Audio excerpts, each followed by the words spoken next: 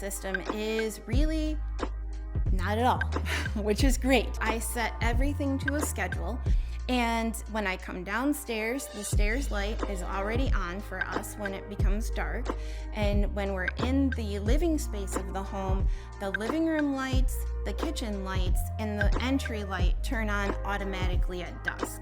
So that's a brilliant part about this product, is that you can set it up on schedules and you can also set it up on timers. One of the features that I love so much is the motion sensor lights. One of the things that we have is the motion sensor put into our pantry.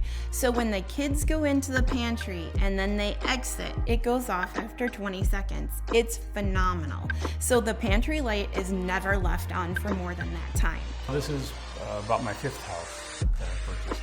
Did I think it was going to be as easy and as fast to install a Deako smart switch? I had no idea because I'd never seen one before. And the old way was you had to actually pull the wires off of the switch and rewire a timer, which was very tedious and sometimes dangerous.